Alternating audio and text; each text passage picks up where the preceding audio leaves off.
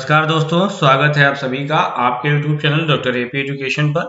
मित्रों, तथ्यों को कंप्लीट करते हुए आज हम सभी सिलेबस से संबंधित एक अन्य टॉपिक जिसे नारी शिक्षा या बालिकाओं की शिक्षा के नाम से आपके सिलेबस में जोड़ा गया है, इस टॉपिक के अंतर्गत हम सभी वैदिक काल से लेकर ये देखने का प्रयास करेंगे कि किस महिला को प्रथम महिला अध्यापिका का दर्जा मिला। तत्पश्चात यह देखने का प्रयास करेंगे कि भारत में सर्वप्रथम कौन सा महिला विश्वविद्यालय स्थापित हुआ, अंग्रेजों के समय काल में किस प्रकार के नारी शिक्षा के विषय में कार्य किए गए, अंग्रेजों के बाद स्वतंत्रता प्राप्ति के बाद महिला शिक्षा पर जो भी आयोगों का गठन हुआ है, वह चाहे दुर्गाबाई देशमुख समिति हो, हंसा मेहता समिति हो, भक्त वत्सलम समिति हो, ईला आर्यभट्ट समिति हो, या महिला समीक्षा हो, या फिर राष्ट्रीय महिला आयोग हो, या फिर आपकी कस्तूरबा गांधी बालिका विद्यालय, इन सभी तथ्यों की आज हम लोग अपने इस लेक्चर में चर्चा करेंगे। तो चलिए शुरू से अंत तक वीडियो को देखिएगा। आपका जितना भी जो भी प्रश्न इस टॉपिक से बनता है वो सभी कवर हो जाएंगे, प्रयास मेरा यही है। चलिए पढ़ना प्रारंभ करते हैं बालिकाओं की शिक्षा के बारे में। कहा गया हमारे वैदिक ग्रंथों में कि नास्ति विद्या सम चक्षु नास्ति मातृ समो गुरु, यानी विद्या के समान कोई चक्षु नहीं है और माता के समान कोई गुरु नहीं है। तो जब माता को गुरु का दर्जा दिया गया है, इस प्रकार से माता का शिक्षित होना बड़ा आवश्यक है। तो यह जो आरोप लगता है कि वैदिक कालीन या बौद्ध काल में महिलाओं की शिक्षा की व्यवस्था नहीं थी, तो यह बात इस श्लोक से, इस सूक्ति से बहुत अधिक तक संगत नहीं लगती। फिर भी हम सभी ने देखा है और पढ़ा है कि सर्व समाज की सभी महिलाओं को शिक्षा प्राप्त करने का वह सामान्य अवसर नहीं प्राप्त था, इसलिए हमने वो बात कही कि सर्व सुलभ नहीं है। चलिए फिर भी ऐसा वर्णन किया हुआ मिलता है। तो इसी क्रम में ऋग्वेद में 24 और अथर्ववेद में 5 वैदिक विदुषी महिलाओं का वर्णन मिलता है।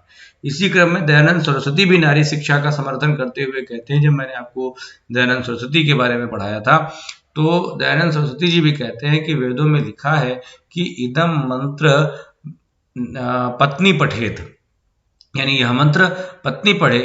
तो इसका तात्पर्य यह है कि पत्नी का भी शिक्षित होना आवश्यक है। इस प्रकार से महिलाओं की शिक्षा का निषेध, ऐसा कोई स्पष्ट वर्णन वैदिक कालीन ग्रंथों में देखने को नहीं मिलता।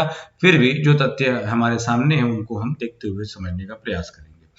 आगे बढ़े, इन सभी जो हमारे वैदिक काल, बौद्ध काल, मुस्लिम काल का जो समय स्थिति है, उसके बाद से हम थोड़ा सा और आगे आए आधुनिक समय में, तो हमने देखा कि भारत की पहली महिला अध्यापिका का दर्जा किसे मिला हुआ है, का स्थान किसे दिया गया है।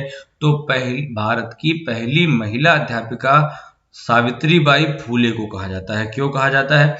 क्योंकि दलित व स्त्री शिक्षा के क्षेत्र में महात्मा ज्योतिबा फूले व पत्नी सावित्रीबाई फूले ने मिलकर कार्य किया। स्त्रियों की दशा सुधारने के लिए, उनकी शिक्षा के लिए ज्योतिबा ने 1848 में स्कूल खोले। इस कार्य के लिए यह देश का पहला विद्यालय था, मतलब ये देश का पहला विद्यालय नहीं था, लेकिन इस तरह के कार्य के लिए यह देश का पहला विद्यालय था जिसने प्योर गर्ल्स एजुकेशन पर आधारित विद्यालय की स्थापना की थी, जिसके लिए अध्यापिका की आवश्यकता थी। आप सभी जानते हैं, प्रत्येक अच्छे कार्य के लिए समाज में पहले क्या है, उपेक्षा झेलनी पड़ती है, समाज का विरोध झेलना पड़ता है। तो ऐसा ही काम ज्योतिबा के साथ हुआ और परंतु उन्होंने अपने दृढ़ इच्छा शक्ति दिखाते हुए महिलाओं को पढ़ाने के लिए महिला अध्यापिका की आवश्यकता थी। तो यह स्थिति बनी कि कौन महिला अध्यापिका हो, तो उन्होंने अपनी पत्नी को ही, यानी सावित्रीबाई फूले को ही इस योग्य बना दिया कि वह महिलाओं को पढ़ा सके। तो इसीलिए सावित्रीबाई फूले को पहली महिला अध्यापिका, भारत की पहली महिला अध्यापिका कहा जाता है। इसी का इनके महात्मा ज्योतिबा फूले के इस विशेष और महान कार्यों के कारण 1883 में स्त्रियों की शिक्षा प्रदान करने के इस महान कार्य के लिए उन्हें तत्कालीन ब्रिटिश सरकार ने स्त्री शिक्षा के आदि जनक अद्यतन कहते ना अपडेटेड या स्त्री शिक्षण के आद्य जनक कहकर गौरव दिया है। और महात्मा ज्योतिबा फूले ने मुंबई में सत्य शोधक समाज की स्थापना 24 सितंबर 1873 को की है। देखिए प्रश्न इस तरीके से आपके पूछे गए हैं, ये प्रश्न आपके यहाँ आ चुका है। ठीक है, एक एक टॉपिक बहुत महत्वपूर्ण, बहुत ध्यान से पढ़ने का प्रयास करिएगा। ठीक, पहली महिला अध्यापिका सावित्रीबाई फूले, इनके विशेष लेकिन स्त्री शिक्षण के आद्य जनक का दर्जा किसे दिया गया है, तो आप सावित्रीबाई फूले नहीं लगाएंगे, आप क्या लगाएंगे, महात्मा ज्योतिबा फूले लगाएंगे। ठीक है, और महात्मा ज्योतिबा फूले ने मुंबई में सत्य शोधक समाज की स्थापना 24 सितंबर 1873 में। प्रश्न पूछा गया कि सत्य शोधक समाज की स्थापना कहाँ की गई, तो मुंबई में की गई। इसी तरीके से दयानंद सरस्वती का भी प्रश्न पूछा गया कि आर्य समाज की स्थापना कहाँ की गई, तो आर्य समाज की भी स्थापना मुंबई में है। ठीक है, चलिए ये एक प्रसंग हमें देखने को मिलता है, एक कॉन्सेप्ट, एक कंटेंट हमें ये नारी शिक्षा के बारे में प्राप्त हुआ। इसी क्रम में अगर हम आगे बढ़ते हैं तो हमने देखा कि 1883 में पहली बार 2 भारतीय महिलाओं ने कॉलेज की परीक्षा उत्तीर्ण की, ऐसा वर्णन भी हमें देखने को मिलता है। परंतु और अधिक इस पर व्यवस्थित अध्ययन की श्रृंखला में आगे बढ़ते हुए सर्वप्रथम स्त्री शिक्षा के लिए कोई विशिष्ट बोर्ड बनाने का सुझाव किसने दिया है, तो special board of girls education. ठीक है, कौन सा है, special board of girl education है ये, special education of girls education की स्थापना का सुझाव व माध्यमिक स्तर पर पर्दा स्कूल खोलने का सुझाव किसने दिया, कलकत्ता विश्वविद्यालय आयोग या सैडलर कमीशन ने दिया है। ठीक है, ये भी आपके स्त्री शिक्षा से संबंधित बड़ा महत्वपूर्ण प्रश्न है कि सर्वप्रथम स्त्री शिक्षा हेतु विशिष्ट बोर्ड स्थापित करने का सुझाव किसने दिया, special board of girls education की स्थापना का सुझाव सर्वप्रथम किसने दिया, या फिर माध्यमिक स्तर पर पर्दा स्कूल खोलने का सुझाव किसने दिया है। तो दोनों प्रश्नों का उत्तर आपका कलकत्ता विश्वविद्यालय आयोग 1917 में इसका गठन किया गया और 1919 में कलकत्ता विश्वविद्यालय आयोग ने अपने सुझाव सरकार को प्रेषित किए, जिससे सैडलर कमीशन, जो कि कलकत्ता विश्वविद्यालय आयोग के अध्यक्ष सर माइकल सैडलर थे, इसीलिए इस आयोग को सैडलर कमीशन भी कहा जाता है। मैं आपको शिक्षा का इतिहास पढ़ा चुका हूं और वहां पर ये बातें आपको मैंने बताई थी। इसी घटनाक्रम में यानी इसी समय काल में 1917 के करीब ही 1916 में एक स्त्री शिक्षा के क्षेत्र में एक बहुत महत्वपूर्ण घटना का वर्णन मिलता है, जिससे आपकी परीक्षा में प्रश्न आ चुका है। कहा जाता है कि प्रथम भारतीय महिला विश्वविद्यालय की स्थापना कब हुई है। क्या है, बहुत बढ़िया प्रश्न, बहुत इंपॉर्टेंट प्रश्न है ये कि प्रथम भारतीय महिला विश्वविद्यालय की स्थापना कब हुई, 1916 में मुंबई में महर्षि डॉक्टर ढोड़ो केशव कर्वे ने की थी। ठीक है, महर्षि डॉक्टर ढोड़ो केशव कर्वे ने की थी। इनका नाम किसका नाम, इस महिला विश्वविद्यालय का नाम क्या था, इस विश्वविद्यालय का नाम है श्रीमती नथीबाई दामोदर ठाकरसी वुमेन्स यूनिवर्सिटी, इसका नाम है SNDT वुमेन्स यूनिवर्सिटी। इस विश्वविद्यालय का वर्तमान समय में नाम है। कब इस महिला विश्वविद्यालय का नाम श्रीमती नथीबाई दामोदर ठाकरसी कैसे पड़ा, क्या इसका प्रयास है, इस पर भी थोड़ा सा सूक्ष्म दृष्टि डालते हैं। तो महर्षि डॉक्टर ढोड़ो केशव कर्वे जी ने भारत रत्न की भी उपाधि दी गई थी। प्रसिद्ध समाज सुधारक और गणित के योग्य अध्यापक थे। 1896 में महर्षि कर्वे ने अनाथ बालिकाश्रम एसोसिएशन बनाया और लगभग 4 साल बाद यानी जून 1900 में पूना के पास एक हिंगले नामक स्थान था, वहां पर अनाथ बालिका आश्रम की स्थापना भी की तथा 4 मार्च 1907 को एक महिला विद्यालय की स्थापना की। मैंने आपको काशी विश्वविद्यालय यानी हिंदू काशी आपका बनारस हिंदू विश्वविद्यालय बीएचयू की स्थापना की जो जब चर्चा हम सभी ने पंडित मदन मोहन मालवीय जी को पढ़ा था, उस समय मैंने आपको बताया था कि तत्समय विश्वविद्यालयों की स्थापना के लिए यह आवश्यक था कि वहां पर कोई एक उच्च स्तरीय विद्यालय उपस्थित हो, तभी उस विद्यालय को विश्वविद्यालय की स्थापना के लिए ग्रांट या उसके संबंध में कोई अधिनियम पारित किया जाता था। तो इसलिए एक विद्यालय की स्थापना भी आवश्यक थी किसी विश्वविद्यालय की स्थापना करने के लिए। तो इन्होंने 4 मार्च 1907 में महिला विद्यालय की स्थापना की। फिर 1916 में महर्षि कर्वे के प्रयासों से पुणे में महिला विश्वविद्यालय की नींव पड़ी, जिसका पहला कॉलेज महिला पाठशाला के नाम से 19 जुलाई 1916 में खोला गया। महर्षि कर्वे ने पहले तो इस पाठशाला के प्राचार्य बने, परंतु धन संग्रह बड़ा आवश्यक था किसी भी संस्थान को संचालित करने के लिए, तो उन्होंने धन संग्रह हेतु अपने पद से त्याग दे दिया। इसी बीच इनकी मुलाकात मुंबई के एक प्रसिद्ध उद्योगपति से हुई, जिनका नाम था विठल दास दामोदर ठाकरसी। इन्होंने इस विश्वविद्यालय को 15 लाख रुपए तत्समय दान दिए थे, और इसीलिए इनकी माता के नाम पर, यानी जिन्होंने ये प्रसिद्ध उद्योगपति जो थे विठल दास दामोदर ठाकरसी जी, इनकी माता के नाम पर श्रीमती नथीबाई दामोदर ठाकरसी SNDT विश्वविद्यालय रखा गया। 1955 में भारत सरकार ने महर्षि कर्वे को पद्म विभूषण तथा 1958 में भारत रत्न की उपाधि से विभूषित किया। महर्षि ढोड़ो केशव कर्वे को प्रथम महिला विश्वविद्यालय स्थापित करने का श्रेय जाता है।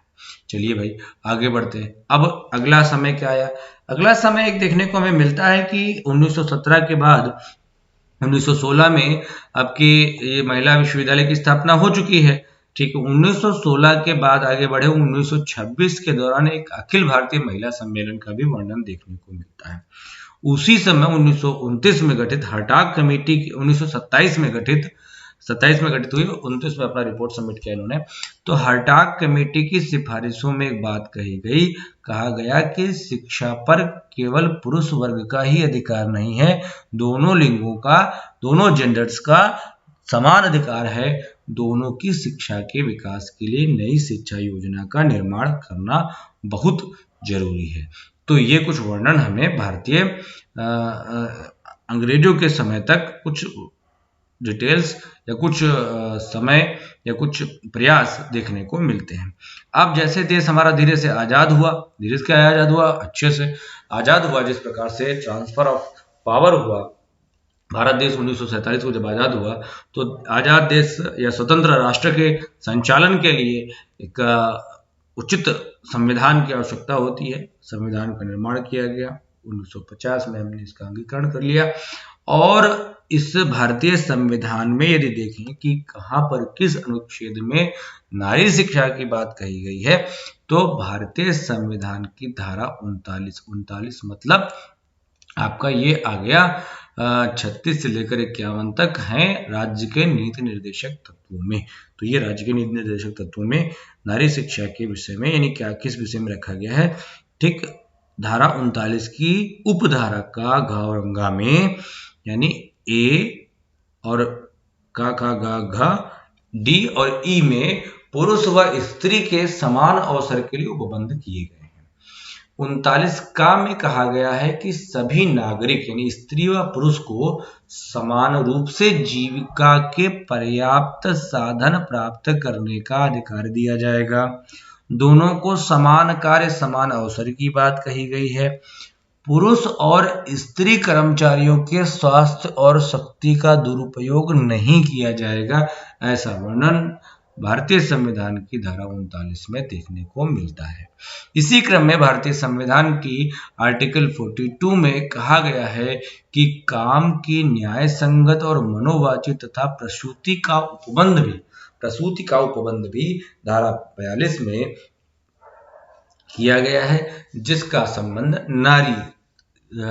हमारे नारी समाज से है, ये महिला समाज से है। तो चूंकि हम नारी शिक्षा के बारे में पढ़ रहे हैं, तो जहां कहीं भी इस प्रश्न बनने की संभावना है वह सब हम कलेक्ट करते हुए चल रहे हैं। भारतीय संविधान के आर्टिकल 325 और 326 में चुनावों में समान अधिकार देने की बात कही गई है, और इसी क्रम में धारा 243D3 आर्टिकल 243D3 में महिलाओं के लिए आरक्षण, नगर पालिका के चुनाव में महिलाओं के आरक्षण का प्रावधान किया गया है। ठीक है, तो चुनाव में महिलाओं के आरक्षण के लिए किस आर्टिकल में उपबंध है? 243D3 में इसका वर्णन देखने को मिलता है। तो चलिए भाई, जब हमारा भारत आजाद हुआ, हमारा राष्ट्र स्वतंत्र हुआ, तो स्वतंत्रता के पश्चात हमने एक डॉक्यूमेंट, हमारा जो है भारतीय संविधान, उस भारतीय संविधान में क्या बातें कही गई हैं उसके बारे में देखा। आप सभी हम सभी जानते हैं कि जैसे ही हमारा देश स्वतंत्र हुआ, स्वतंत्रता के पश्चात सबसे पहला जो आयोग बना है वह उच्च शिक्षा पर बना है, और उस आयोग के अध्यक्ष थे राधाकृष्णन। तो वह आयोग था विश्वविद्यालय शिक्षा पर बना था। विश्वविद्यालय शिक्षा आयोग में नारी शिक्षा के बारे में क्या कहा गया है, आइए इस पर बात करते हैं। तो विश्वविद्यालय शिक्षा आयोग 1948-49 में कहा गया है, एक स्टेटमेंट देखने को मिलता है। कहा गया कि स्त्री शिक्षा के बिना लोग शिक्षित नहीं हो सकते। यदि शिक्षा को, ये तो चलो सामान्य सी बात है कि स्त्री शिक्षा के बिना लोग शिक्षित नहीं हो सकते। आगे की बात को थोड़ा सा और अद्वितीय बनाती है, क्या? यदि शिक्षा को पुरुषों अथवा स्त्रियों के लिए सीमित करना है, यानी दोनों में से किसी एक को देना है, तो यह अवसर स्त्रियों को दिया जाए, क्योंकि उनके द्वारा ही संतान को शिक्षा दी जाती है। नास्ति मातृ समो गुरु, यानी ऐसा जो हमने सबसे पहले लाइन पढ़ी थी, इसी बात से प्रेरणा लेकर मुझे लगता है कि विश्वविद्यालय शिक्षा आयोग ऐसी बात कह रहा है। बाकी पुरुष तो कुंभ के मेल हम सब आए हैं, है ना। तो स्त्री शिक्षा के बारे में मैं ऐसा मतलब एक मजाक के तौर पर कह रहा हूँ, पढ़ते पढ़ते थोड़ा सा मस्तिष्क को भी एक खुलापन मिलना चाहिए। ठीक, तो चलिए, विश्वविद्यालय शिक्षा आयोग में क्या कहा गया कि ये स्त्री शिक्षा के बिना लोग शिक्षित नहीं हो सकते, तो सामान्य सी बात है, परंतु और अधिक महत्व देते हुए ये बात यहाँ पर कही जा रही है कि यदि शिक्षा को पुरुषों और स्त्रियों के बीच में सीमित करना है, तो हम यह अवसर स्त्रियों को देंगे, क्योंकि उनके द्वारा ही संतान को शिक्षा देने का प्रयास ज्यादा किया जाता है। सह शिक्षा के संबंध में आयोग ने कहा कि 13 से 18 वर्ष की आयु के लिए लड़के लड़कियों के लिए अलग अलग स्कूल होने चाहिए, परंतु कॉलेज स्तर पर सह शिक्षा की स्वीकार्यता देखने को मिलती है। इसी क्रम में माध्यमिक शिक्षा आयोग, मुदालियर कमीशन 1952-53 में जब जिसका गठन हुआ, तब हमें सह शिक्षा की को एजुकेशन की डेफिनेशन देखने को मिलती है। को एजुकेशन भी नारी शिक्षा से संबंधित है, तो थोड़ा सा बात करके तब आगे हम अलग राष्ट्रीय समिति की चर्चा करते हैं। तो कहा गया, समता के आधार पर एक ही संस्था में लड़के लड़कियों की शिक्षा क्या कहलाती है? समानता के आधार पर एक ही स्कूल में लड़के और लड़कियों की शिक्षा सह शिक्षा कहलाती है। ऐसा वर्णन, ऐसी परिभाषा हमें माध्यमिक शिक्षा आयोग में देखने को मिलती है। चलिए, इन सब के बाद इंडिविजुअल, ये तो चलिए किसी अन्य संबंध में आयोगों का गठन किया गया था, जिसमें कोई एक बात स्त्री शिक्षा के बारे में कही गई, परंतु सबसे पहला जो आयोग हमें देखने को मिलता है, जो जिसने सर्वप्रथम सिर्फ और सिर्फ नारी शिक्षा के लिए जिसका गठन किया गया था, वो कौन सी समिति है, आइए जानने का प्रयास करते हैं। तो कहा गया कि नारी शिक्षा के लिए राष्ट्रीय समिति का गठन कब किया गया? तो नारी शिक्षा के लिए राष्ट्रीय समिति का गठन 1958 में किया गया। किसकी अध्यक्षता में किया गया? नाम सामने देखने को आपको मिल रहा है कि श्रीमती दुर्गाबाई देशमुख समिति। जिसे हम नारी शिक्षा के लिए राष्ट्रीय समिति को हम श्रीमती दुर्गाबाई देशमुख समिति भी कहते हैं। कहा गया कि भारत सरकार द्वारा सन 1958 में श्रीमती दुर्गाबाई देशमुख की अध्यक्षता में एक समिति का गठन किया गया। कब? 1958 में। ठीक, यानी 52 तक मैंने आपको बता दिया। 52, चूंकि कभी भी इतिहास को पढ़ने के लिए हमें क्रम से चलना चाहिए, तो हम अगर भूल जाए, मान लीजिए कि दुर्गाबाई देशमुख समिति का गठन कब हुआ था, 52 में हुआ था, 56 में हुआ था, 58 में हुआ था कि 64 में हुआ था, तो आपको ये बात हमेशा ध्यान रख लेनी है कि पढ़ाते समय मैंने आपको क्या बताया है कि देश आज़ाद हुआ तो सबसे पहले मैंने आपको संविधान में धारा 39, धारा 42 और आपको 243D3 के बारे में बताया, और तत्पश्चात मैंने आपको विश्वविद्यालय शिक्षा आयोग 1948-49 और 1952-53, यानी इससे पहले तो होगा नहीं 1952-53 के बाद हम सीधे चले आएंगे 1958 में। ठीक है, 56 में क्या है, कौन सी घटना महत्वपूर्ण है, तो राज्यों के पुनर्गठन के विषय में अधिनियम पास हुआ।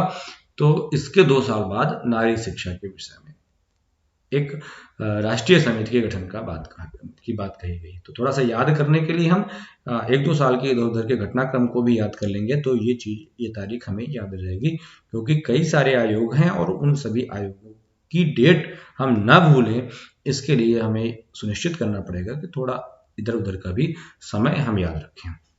अच्छा भाई, तो जिसका 1958 में श्रीमती दुर्गाबाई देशमुख की अध्यक्षता में एक समिति गठित की गई, जिसका कार्य क्या था कि अन्य बातों के साथ साथ प्राथमिक और माध्यमिक स्तर की बालिकाओं को की शिक्षा को प्रगति देने के बारे में सुझाव देना था। ठीक, इस समिति ने इस क्षेत्र पर काफी विस्तृत अध्ययन किया और अध्ययन करने के बाद अपनी रिपोर्ट 1 साल बाद 1959 में प्रस्तुत कर दी। क्या कहा गया, इसके प्रमुख सुझाव क्या है, कह रहे हैं नारी शिक्षा पर गठित राष्ट्रीय समिति यानी श्रीमती दुर्गाबाई देशमुख समिति में कहा गया कि कुछ वर्षों तक हमें स्त्री शिक्षा को एक विशिष्ट समस्या मानकर हमें इसके संबंध में विशेष कार्यक्रम चलाने चाहिए। इस कार्यक्रम की देखभाल के लिए केंद्र में स्त्री शिक्षा की राष्ट्रीय परिषद और राज्य में राज्य परिषद का गठन किया जाना चाहिए। इसी क्रम में बालिकाओं के लिए शिक्षा निदेशालय में एक विशिष्ट अधिकारी रखा जाए और बालिकाओं के अध्ययन को प्रोत्साहन देने के लिए मुफ्त किताबें, पोशाक और छात्रवृत्तियों का प्रलोभन यानी कि व्यवस्था, प्रलोभन तो ना कहिए, मुफ्त किताबें व पोशाक व छात्रवृत्तियों की व्यवस्था करने का प्रयास दुर्गाबाई देशमुख समिति ने अपने सिफारिश में किया है, जिसका गठन 1958 में हुआ और 1959 में 1 साल बाद उन्होंने अपनी रिपोर्ट सबमिट कर दी। ठीक है, आगे एक महत्वपूर्ण, चूंकि इन्होंने क्या कहा था, दुर्गाबाई देशमुख ने कहा था कि केंद्र में स्त्री शिक्षा की राष्ट्रीय परिषद का गठन होना चाहिए। तो इन्हीं के सुझाव के यानी दुर्गाबाई देशमुख समिति की सिफारिशों के आधार पर भारत सरकार ने राष्ट्रीय स्त्री शिक्षा परिषद की स्थापना। ठीक, अच्छा भाई, अब राष्ट्रीय स्त्री शिक्षा परिषद बन चुकी है।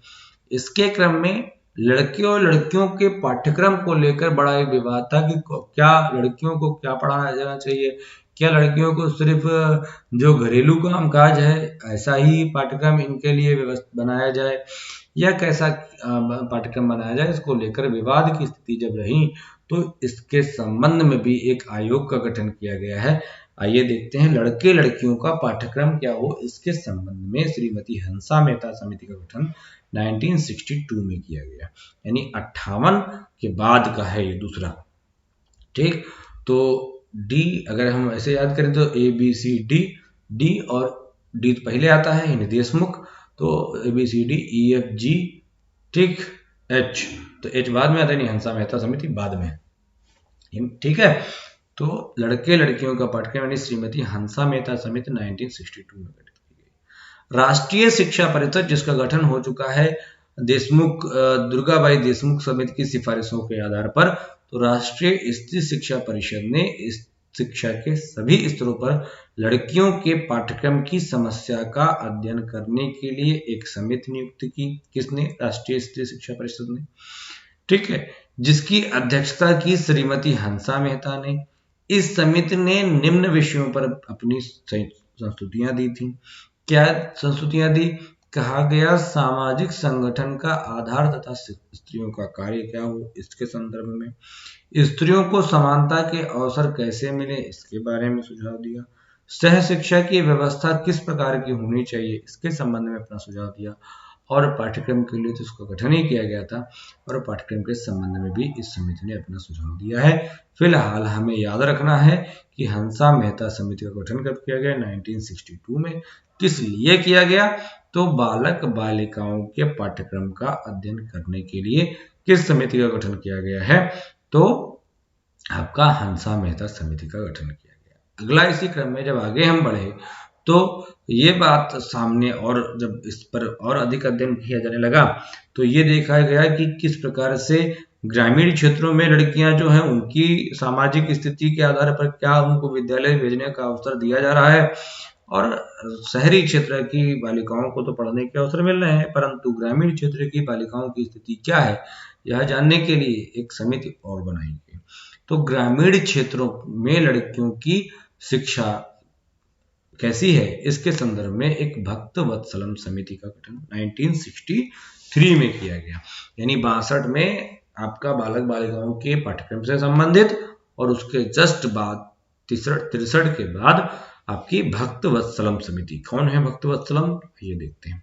राष्ट्रीय स्त्री शिक्षा परिषद की सभापति ने मद्रास राज्य के तत्समय के मद्रास राज्य के मुख्यमंत्री श्री एम भक्तवत्सलम की अध्यक्षता में एक समिति का गठन किया। इस समिति को क्या काम दिया गया? कहा गया कि इस समिति को स्त्री शिक्षा के विकास के लिए जन सहयोग प्राप्त करने और विभिन्न सुझाव देने का कार्य दिया गया। जिस प्रकार से आज आप स्त्री शिक्षा की स्थिति देख रहे हैं, ऐसी स्थिति को लाने में बड़ा प्रयास किया गया। भारतीय जनता की मानसिकता को बदलने के लिए अभी कई जगहों पर तो ऐसा है कि दूर विद्यालय तो नहीं भेजेंगे, लड़कियों की पढ़ाई रोक दी जाएगी, ऐसा अभी भी है। ठीक है, अगर सही अवसर उपलब्ध नहीं है तो लड़कों को तो चलो ठीक है, लड़कियों की पढ़ाई बंद कर दी जाती है। अभी भी ऐसी स्थिति बनी हुई है, आज के समय में भी बनी हुई है। तो जरा सोच कर देखिए कि आज के 20-25 सालों के पहले या 50 सालों के पहले स्त्री शिक्षा को लेकर कितना जनता और समाज सचेत था, ये सोचने की बात है। ठीक है, तो इसके लिए सरकारों ने काफी प्रयास किया, तब जाकर आज की ऐसी स्थिति हमारे सामने देखने को मिल रही है।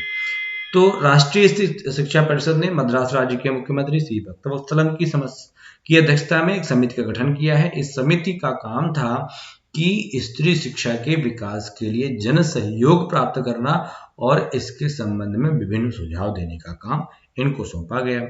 समिति ने क्या किया? समिति ने शिक्षा के क्षेत्र में जो पिछड़े राज्य थे, बिहार, जम्मू कश्मीर, मध्य प्रदेश, राजस्थान और उत्तर प्रदेश का भ्रमण किया और तुलनात्मक अध्ययन के आधार पर अपनी रिपोर्ट सभापति को प्रस्तुत की, और समिति की सिफारिशों को मुख्यतः 20 भागों में बांटा गया और इसके संदर्भ में अपने सुझाव भक्तवत्सलम समिति ने सरकार को प्रेषित कर दिए। तो बढ़िया प्रश्न आपके लिए पूछा जा सकता है कि ग्रामीण क्षेत्रों की महिलाओं के लिए महिलाओं की शिक्षा के संदर्भ में किस समिति का गठन किया गया? तो ग्रामीण क्षेत्र के लोग धार्मिक होते हैं, यानी भक्ति करते हैं, तो भक्तवत्सलम समिति का गठन ग्रामीण क्षेत्र की बालिकाओं की शिक्षा का अध्ययन करने के लिए किया गया। ठीक है, अच्छा, और एक प्रश्न बढ़िया बन सकता है, स्त्री शिक्षा के लिए जन सहयोग, जनता को जागरूक करने का जो काम महत्वपूर्ण ढंग से किया गया, जन सहयोग प्राप्त करने का सुझाव किस समिति, यानी किस समिति को यह प्रश्न ये बन सकता है कि स्त्री शिक्षा के संदर्भ में जन सहयोग इकट्ठा करने का काम किस, यानी जनता को जागरूक करने का काम किस समिति को सौंपा गया? तो ये भी जवाब आपका भक्तवत्सलम समिति हो सकता है। नारी शिक्षा के संबंध में 1964 में हम सभी जानते हैं कोठारी आयोग ने भी महत्वपूर्ण बातें कही और नारी शिक्षा का समर्थन किया है। इसी क्रम में आगे चलें तो हम देखते हैं 1986-87 में हमारी राष्ट्रीय शिक्षा नीति बनी है। तो 1986-87 में भी राष्ट्रीय शिक्षा नीति में भी तो बात कही ही गई है। क्या कहा गया, और ये परीक्षा में प्रश्न आपके यहाँ आ चुका। ठीक है, क्या कहा गया है, इधर नीचे के पार्ट में देखिएगा, शिक्षित महिलाओं के बिना शिक्षित मनुष्य नहीं हो सकते। यह किसने कहा? यह राष्ट्रीय शिक्षा नीति 1986 में यह बात कही गई है। ठीक है, और नारी शिक्षा के कार्यों को प्रोत्साहित करने का प्रयास राष्ट्रीय शिक्षा नीति 1986 में भी किया गया। इसी क्रम में ये एक राष्ट्रीय आयोग बनाने का काम किया गया कि निजी कामकाज में जितनी भी प्राइवेट नौकरी में लगी महिलाएं हैं, वो प्राइवेट नौकरी में जो या निजी कामकाज में लगी हैं, अपने काम स्वयं जो काम कर रही हैं, वो जो महिलाएं हैं इनकी स्थिति क्या है, इनको जानने के लिए एक राष्ट्रीय आयोग का गठन किया गया। क्या देखते हैं। भारत सरकार ने निजी कामकाज में लगी महिलाओं के संबंध में शिक्षा संबंधी सुझाव देने के लिए एक राष्ट्रीय आयोग की नियुक्ति 5 जनवरी 1987 में की। कब की? 5 जनवरी 1987 में की। और इस आयोग की अध्यक्षता किसने किया है? तो इस आयोग की अध्यक्षता किया है ईला आर भट्ट ने। किसने? ईला आर भट्ट ने इस आयोग की अध्यक्षता की। ठीक। आयोग ने स्वीकार किया कि शिक्षा एक ऐसा साधन है जिससे स्त्रियों को रोजगार पाने में काफी सहायता मिलती है और शिक्षा से स्त्रियों में आत्मविश्वास की भावना बढ़ती है तथा वे अपने आप को कई प्रकार के शोषण से बचा सकती हैं। शिक्षा से स्त्री शक्ति बढ़ती है, यह कथन किसका है? तो शिक्षा से स्त्री शक्ति बढ़ती है ईला आर भट्ट समिति, जिसका गठन निजी कामकाज में लगी महिलाओं के लिए राष्ट्रीय आयोग बनाने का जो राष्ट्रीय आयोग बनाने की नियुक्ति की राष्ट्रीय आयोग की नियुक्ति जो की गई थी उसमें कहा गया। ठीक है। अब आगे अगर बढ़ें तो एक वर्णन हमारा जो 1986-87 में महिला समाख्या, यानी महिला समाख्या का मतलब होता है समान अवसर। ठीक है। तो माने समानता, तो ये बात 1986-87 में कही गई थी। तो उसी के अनुपालन में आगे एक कार्यक्रम चलाया गया। क्या? आइए देखते हैं, जिसे हम महिला समाख्या शीर्षक के अंतर्गत पढ़ेंगे। इस टाइटल के अंतर्गत इसकी स्टडी करेंगे। क्या कहा गया कि महिला शिक्षा यानी महिलाओं की शिक्षा और उन्हें अधिकार देने के लिए शिक्षा विभाग भारत सरकार द्वारा अनेक कार्यक्रम आरंभ किए गए। इसी क्रम में महिला समाख्या, जिसे हम महिला समानता के लिए शिक्षा, इसका अर्थ है कार्यक्रम डच सहायता से अप्रैल 1989 में प्रारंभ किया गया। यानी 87-88 में 86-87 में राष्ट्रीय शिक्षा नीति का गठन हुआ है। उसके बाद आपका जो ये है क्या नाम है, ईला आर भट्ट 87-88, और उसके बाद 89 में महिला समाख्या। यह परियोजना राष्ट्रीय शिक्षा नीति 1986 के अनुसरण पर तैयार की गई, मैंने आपको बताया। ठीक है। इसी परियोजना के अंतर्गत कुछ योजनाएं जो संचालित हो रही थी उसमें महिला समाख्या की रणनीति को शामिल करने का प्रयास किया गया, जिसके संदर्भ में उत्तर प्रदेश की बुनियादी शिक्षा परियोजना और बिहार की शिक्षा परियोजना में महिला समाख्या घटक को महिला शिक्षा की रणनीति का एक अंश बनाया गया। इस कार्यक्रम में उत्तर प्रदेश के 10 जिले, कर्नाटक व गुजरात आदि शामिल हुए। महिलाओं पर चौथा विश्व सम्मेलन, ये बात हो गई महिला समाख्या की। और अगर देखते हैं कोई महिला विश्व सम्मेलन हुआ तो चौथा विश्व सम्मेलन 4 से 14 सितंबर 1995 तक चीन के बीजिंग नगर में संपन्न हुआ। इसी क्रम में अगर हम अगला प्रयास देखें तो वर्णन मिलता है आपके सिलेबस में कस्तूरबा गांधी आवासीय बालिका विद्यालय। सारे टॉपिक बहुत इंपॉर्टेंट हैं, सबसे प्रश्न आ चुका है, प्रीवियस ईयर क्वेश्चन पेपर उठाकर देखिएगा। ठीक है। और ज्यादा ही आपको कंटेंट यहाँ मिलेगा, कम नहीं मिलेगा। बाकी मैं किसी भी बात का दावा नहीं करता, कोई भी चीज 100% पूर्ण नहीं होती। ठीक है। मेरे भी नोट्स में कमियां हो सकती हैं, ऐसी कोई बड़ी बात नहीं है, सब कुछ मिल जाए तो ऐसा तो मैं कोई ईश्वर नहीं हूँ, मैं भी एक सामान्य सा नागरिक हूँ। आप प्रयास करता हूँ अधिकतम कंटेंट आपको उपलब्ध कराने का प्रयास करूँ।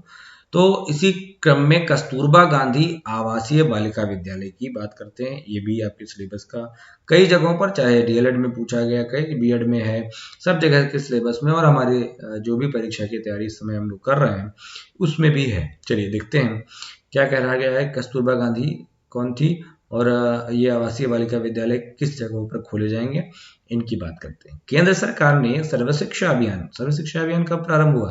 कोई बताना चाहिएगा तो कमेंट में बताइएगा, वैसे मैं चलो बता ही देता हूँ, 2000-2001। ठीक, सर्व शिक्षा अभियान। आगे मैं आपको पढ़ाऊंगा अभी प्राथमिक शिक्षा के बारे में, तो उसमें सर्व शिक्षा अभियान की भी बात आएगी। केंद्र सरकार ने सर्व शिक्षा अभियान को बढ़ावा देने के लिए कस्तूरबा गांधी बालिका योजना अगस्त 2004 में, ठीक है, कब? अगस्त 2004 में उच्च प्राथमिक स्तर, उच्च प्राथमिक माने 6, 7 और 8, ठीक, उच्च प्राथमिक स्तर पर आवासीय शिक्षा देने के लिए लागू की गई। यानी 6, 7, 8 लेवल के बालिकाओं के लिए एक आवासीय शिक्षा देने की व्यवस्था हो रही है, जिसके नाम दिया गया है कस्तूरबा गांधी बालिका विद्यालय। ये समय है अगस्त 2004 का।